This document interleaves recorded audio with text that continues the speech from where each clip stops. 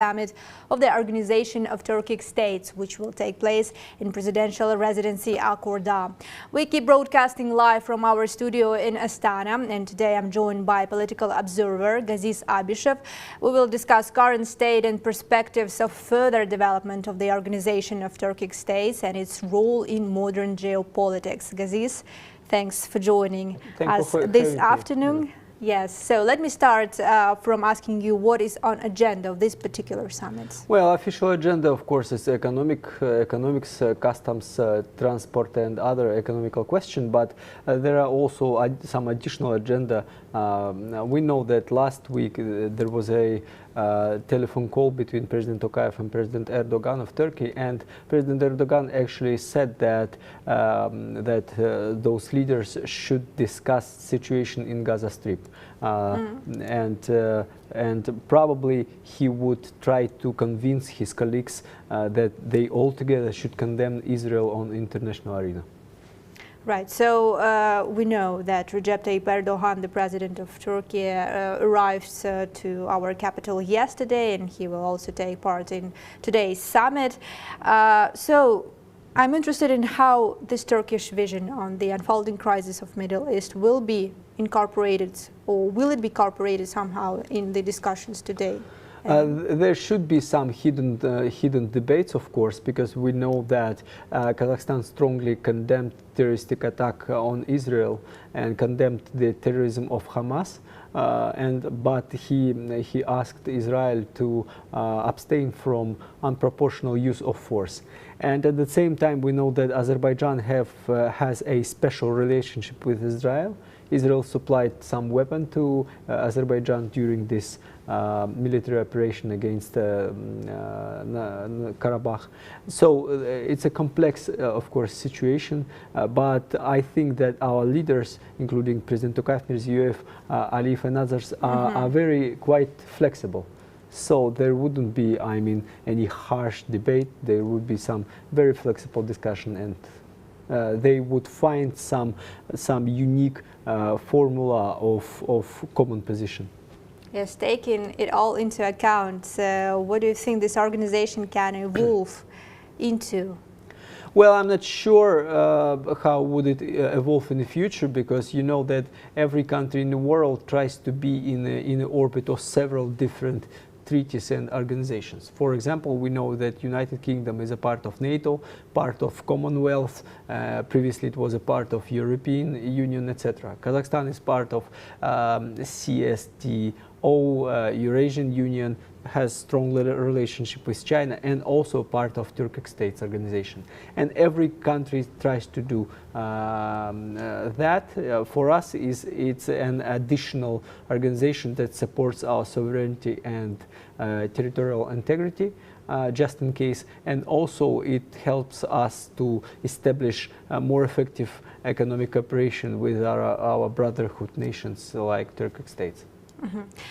Yes, and we have Hungary as an observer in this Organization of Turkic States, and we know that Hungary is the member of European Union. So what does it mean for the organization, for its positioning? Of course, that NATO and European Union is much more important for Hungary than the Turkic State organization. We need to admit that, because Hungary just in the middle of Europe and surrounded by European countries. So it's impossible. If you weight these two options, Hungary would always choose the European projects. But of course, for Hungary, it's nice to have this partnership organization, to have additional alternative opportunities to develop itself.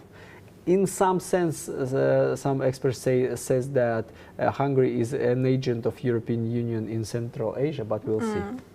So what can it mean? What could it mean by having Hungary in this organization? Well, but Hungary is not still a member, and I'm not sure it wants to become a member. It wants, get all benefits without any obligations. So, and it's understandable. It's just like, I can give you one example. It's just like Uzbekistan. Uzbekistan is like observer in Eurasian Union, having all benefits from cooperation with Kazakhstan and Russia, but Uzbekistan didn't take any obligations. I mean, right. it So what does follow this rules. status means then? This status, as I said, no obligations, all benefits. It's very, I mean, very nice position to be in. Another observing state is Turkmenistan, and today Turkmenistan will be represented in this summit by the chairman of People's Council of Turkmenistan, Gurbanguly Berdimuhamedov.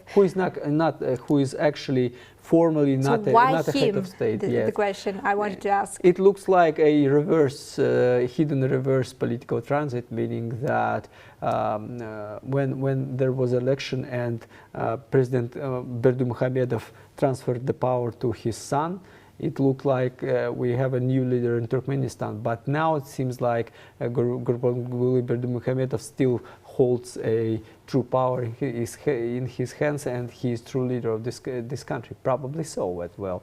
So the one who decides came here to Astana.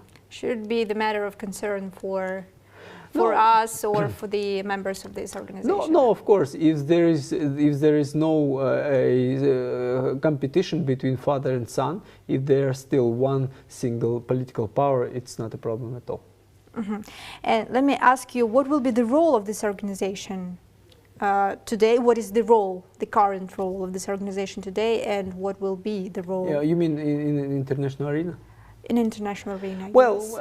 now, as I said, there are several organizations in the world according to the racial, religious, and ethnical identifications. You know, for example, we have this union between Britain, AUKUS, Britain, United States, and Australia. We have Arab League and this organization of Arab states. We have this Latin American organization and others. So it means that these Slavians always speak about this Slavian brotherhood, like Russia, Belarus, and Ukraine in previous years. So it's something like that. We have the organization of Turkic states because we are brotherhood. Our languages are similar. We have a same faith, same racial type, close racial type. So it's like additional organization playing a role on the international arena. But can we say that this organization will somehow be an active part of the modern geopolitics, or be able to solve issues that are on agenda? I'm not sure about that because, for example, Turkic direction for Turkey itself, which is the leader of this organization, I'm not sure it's paramount because, for example, Turkey is a member of NATO. Turkey wants to become a member of European Union. Turkey provides a pan-Islamic international policy and also neo-Ottoman international policy, meaning that that it tries to project power to a country around it. So, and Turkic state organization is just one of several projects. So. Yes, and now we can see that the official welcoming ceremony and the start of the 10th anniversary summit of the Organization of Turkic States is about to happen, and we can see that the first leaders of the member states of this organization. President Japarov of Kyrgyzstan, new strongman of Central Asia. Yeah, new strongman of Central Asia. Well, do you think so? As they say in Kyrgyzstan, I'm not sure about that. I don't live there, but experts say that he reconstructs the constitution and political system, and they call him, in a sense, strongman. But I don't have any hard feelings about that. Can we agree with that? Well, he changes the constitution. He builds a stronger, much stronger presidential system, and he applies some pressure to independent media. So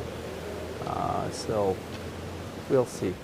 In previous years, of course, Kyrgyzstan probably was the strongest liberal democracy in the region, but right now they in the process of transformation, as I understand that. Yes, right. And what can we say? What can we add to the perspective of Kazakh-Kyrgyz relations? So, well, I don't think that what will dominate our relations? No, I don't think that there would be any problem in the future because, you know, in my personal opinion, that Kyrgyz are the closest people to closest nation, ethical group to Kazakhstan.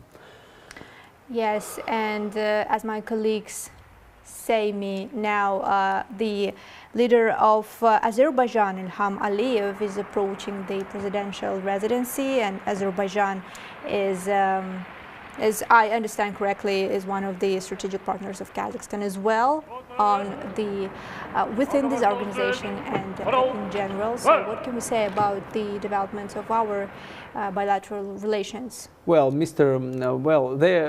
mean. You know that Mr. Aliyev, Mr. Tokayev, both former students of MGIMO, Moscow University of International Relations. So, I mean, they are same-minded people, very good, educated and well-educated people. So, and Azerbaijan, strong country, logistically very important to Kazakhstan because we are trying to send our oil and other goods through Baku port to Turkey. So I think Azerbaijan very strong partner. Some say, why now when Azerbaijan is whole again, wouldn't Azerbaijan join Eurasian projects like CSTO, Eurasian Union and others? But others, I think it's not interesting to Azerbaijan. He has a special relationship with Kazakhstan, Moscow, Russia, and it's the same. He has all benefits of a strategic partner of this organization, but doesn't have any special obligations. So, and what will be the role? Azerbaijan, Turkey, and Kazakhstan within the organization of Turkic states, and taking into account all that contradiction that are going on right now. Obviously, we need to tell the truth that the strongest economy of this organization is Turkey, and Turkey is the goal of our trade routes from Central Asia to the Mediterranean Sea. So, Azerbaijan is the point through which we should go if we want to send our oil and other goods. So, logistical role of Azerbaijan is very, very important here. Mm-hmm. Right, and now we can see the president of Uzbekistan, Shavkat Mirziyoyev, will be also taking an active part in today's summit. So, if talking about Kazakh-Uzbek relations, so I think our two economies are like championing economies in Central Asia. It's the most important relationship in Central Asia. Interesting stuff that Mr. Mirziyoyev also was visited by President of France, Macron, yesterday. And previously, the Ministry of Foreign Affairs of France actually said that the part of agenda of his visit to Uzbekistan is civil rights of population, political rights of the population, and human rights. Mm-hmm. They didn't mention this fact when Macron came to France, but mentioned this fact when Macron actually went to Uzbekistan, which means that French diplomats think that there are problems in Uzbekistan and there are no such problems in Kazakhstan whatsoever. Mm-hmm. So, well, interesting. So different focus of the situation, yes, of course. And yes, and if talk about Uzbekistan and Kazakhstan in general, I think Uzbekistan now demonstrating a very good economic growth. So how will it define our relations, our cooperation, our integration processes within Central Asian region? Well, I think that it is very important. Kazakhstan has more oil and others and more resources. Natural resources, yes, right? Yeah, and Kazakhstan has more better developed financial system and also more innovative. But still, Uzbeks are they have a lot of investment in a true real production, in refinery and etc. So together we can build this symbiosis of two economics. And is it true that Uzbekistan today wanting to participate more actively on different integration processes with Kazakhstan and Europe, let's say China and some other global players? It is true, but Uzbekistan is not in any rush to join such organizations. As I said, it's just like Azerbaijan. He has all benefits of special status of partner with Eurasian Union, but has no strong obligation here. So all goods can come from Uzbekistan to our common market, but Uzbekistan is able to make some barriers on the way of our own goods to Uzbekistan. So it's very flexible. Is it really fair then? Well, probably it would be more fair if Uzbekistan joined, but it's his sovereign right to do so. Yes, for I us know. also. But then what is the future of that integration processes, that integrative policies we are initiating? Well, probably region. in a sense, it's also beneficial for ourselves to have someone outside of Eurasian Union who is our close friends. I mean, Uzbekistan illustrates that independent international policy can be beneficial for national interests. So that's why. And now we have our another European guest. Yes, another high-level guest. This is the Prime Minister of Hungary, Viktor Orban, and I will remind you again that Hungary has an observing status within the Organization of Turkic States. Again, what does it mean for the country like Hungary to be associated with this organization? Well, I'm sure that the success of Hungarian economy mostly defined by its membership in European Union and close relationship with Russia. I mean, but it's just one additional argument, and I think that Mr. Orban can trade this relationship with Turkic states on European arena. For his own benefits, because he can say that I have an alternative routes. If you need something from Turkic states, from Central Asia, I have a close connection back there. So it's a good. So you're saying that he can bailing out yes, his position it expands his international influence. So that's why. So. Who's coming next? Is it Mr. Arkadak Gurbanguly Berdimuhamedov? He's the last one. I'm not quite sure right now, but probably Mr. Erdogan, President of Turkey, but I'm not sure if he's here. Yes, but while we are waiting, let me ask you one more question about Kazakh-Hungarian relations. So, what is important to know about these bilateral relations, and why is it so? You know, it's interesting emotional argument that we have. We're in a sense our relatives. But those tribes, but those tribes that came from Kazakhstan to Hungary, they came there. They actually came there 1,000 years ago, before even Kazakh Khanate were established. So I'm not sure.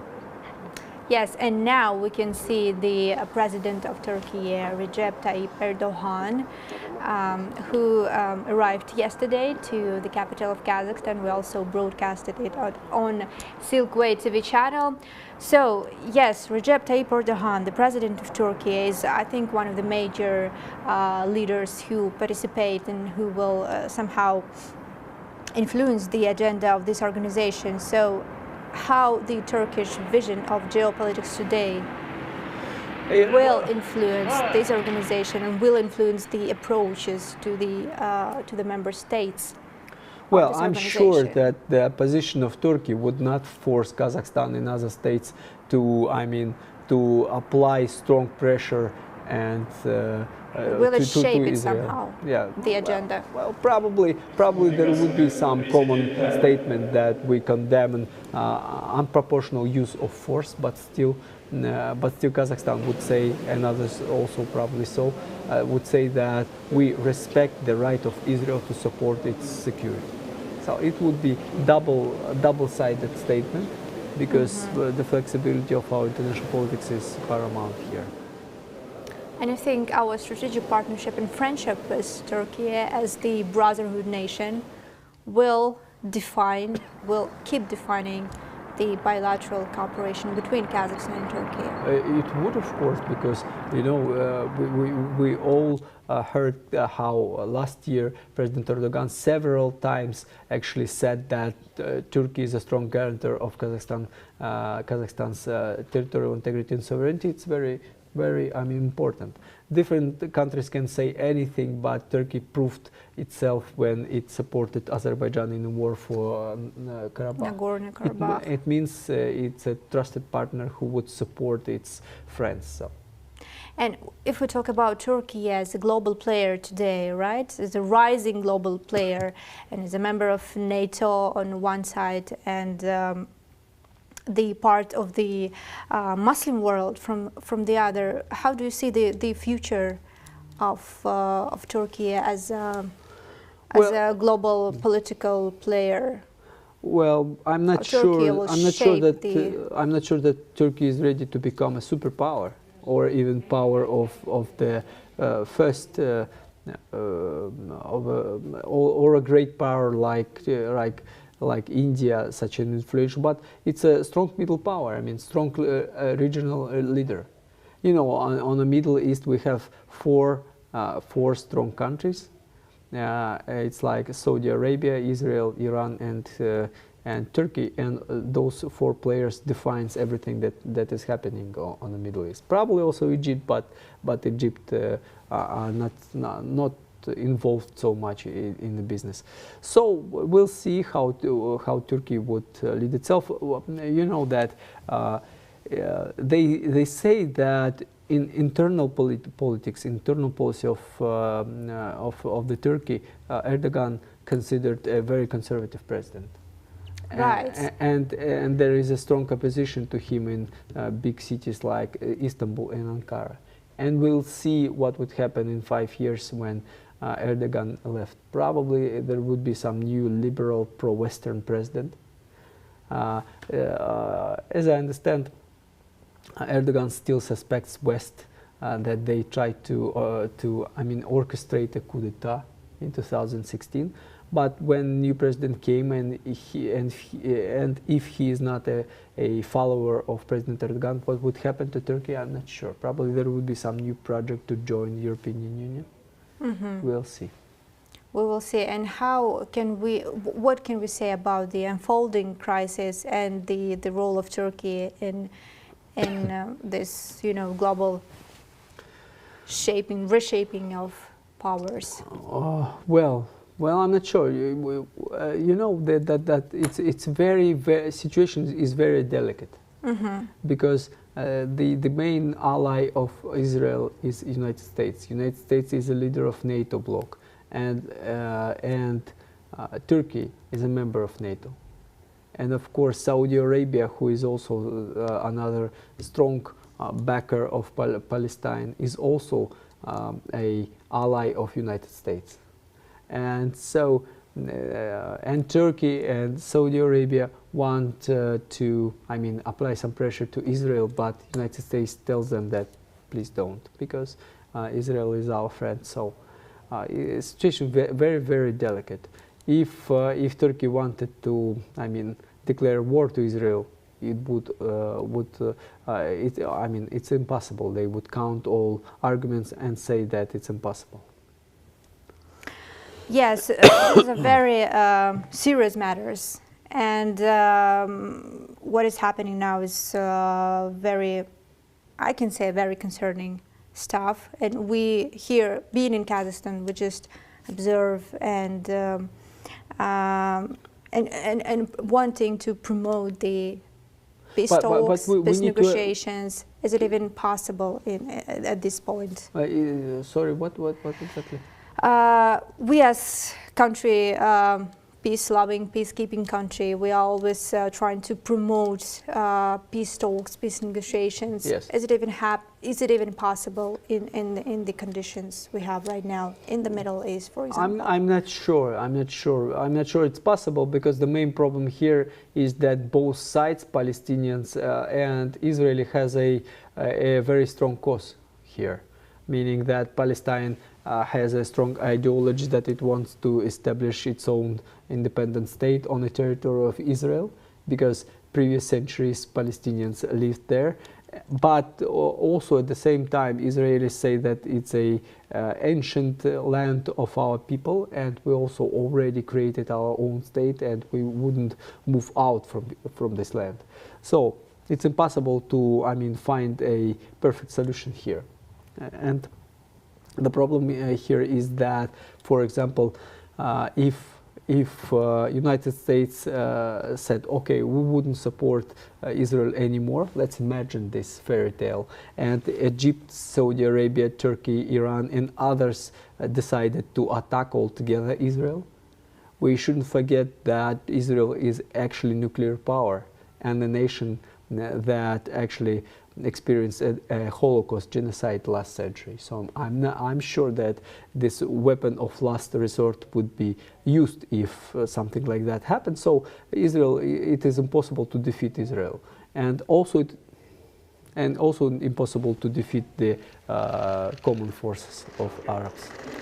Now, let us be back to the live coverage from Astana. We can see the official ceremony of photographing with the leaders of member states of the Organization of Turkic Worlds. Now, I'm interested in how Kazakhstan will position itself within this organization and so-called Turkic Worlds. What this concept is about? It's concept that we don't have any problems with Turkey and other Turkic states. We wouldn't start a trade, economic, or any